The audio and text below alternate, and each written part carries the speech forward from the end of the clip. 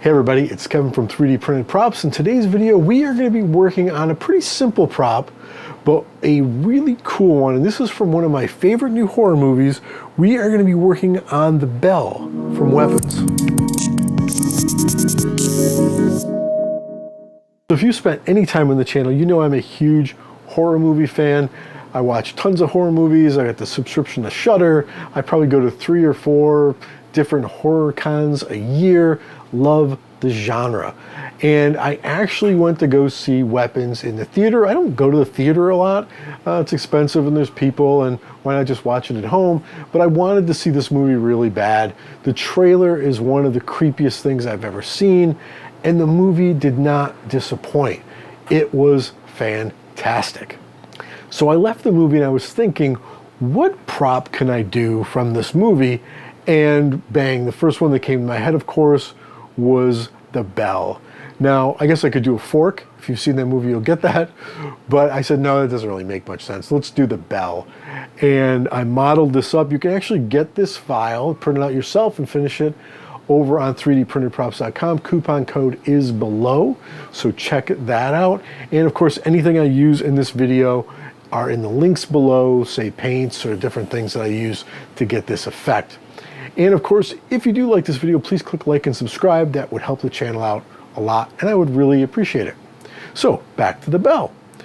This is the main sort of, well, it's one of Aunt Gladys's main weapons. And it was made a lot of sense then to make this the prop. And this is a resin print. It was really simple. Again, the model, really simple to print. And the finish, I use a couple different techniques that you can use for a lot of 3D prints, either resin or standard. So let's go ahead behind the fake wall and I'll show you how I gave it this cool aged bronzy look. So I printed this off on my HEYGEARS resin printer. I did a review on that. You can take a look at that above. I primed it using the Tamiya Fine Primer. I love this stuff. It's like glass smooth. Now we're going to use some Brassy Brass Vallejo paint in the airbrush, mixing that up with some water. And I did a little test. It looked dark, but I wanted it this way. This is my base metallic color. And you can see way too dark. And it also doesn't have that really like sort of brassy metal look. And that's when we're going to use Rubn buff. This stuff is magic. It's the antique gold. Little goes a long way on a paper towel.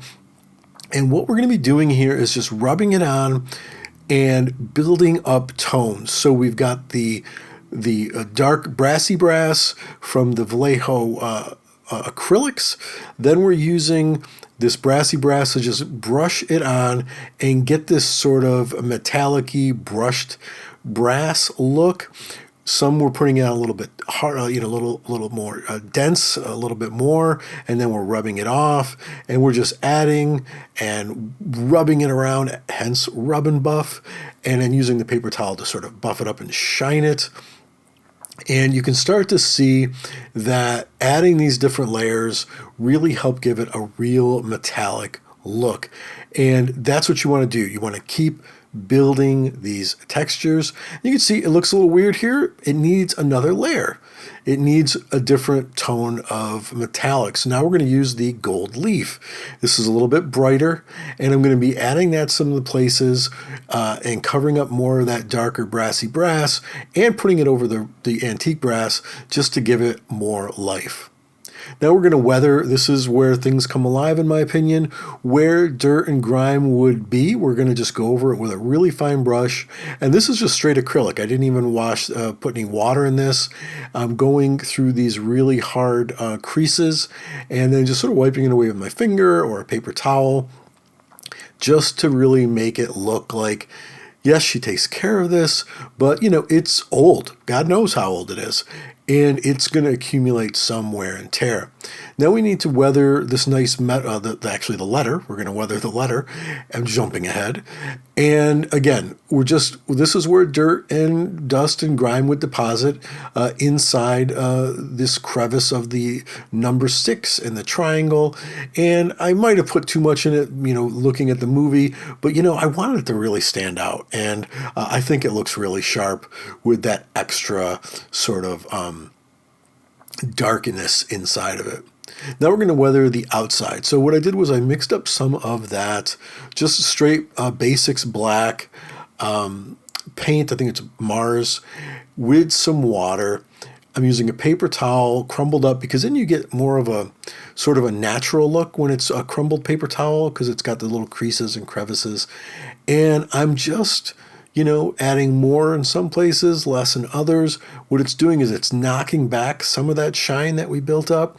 It's also adding sort of a dirty looking layer to it. Again, she takes care of this bell, but you know, it's old and it's seen some better days. And you can see in the photo, you know, these close-ups here, the dirt and the grime from the weathering, how it makes it look like a real item that she uses to take over people. She uses as her weapon. So not a really difficult finishing process.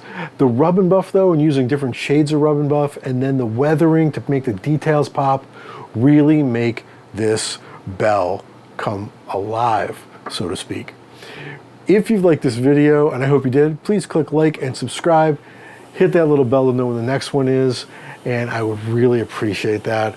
Thanks a lot, guys. Have a great day, and I will see you in the next one.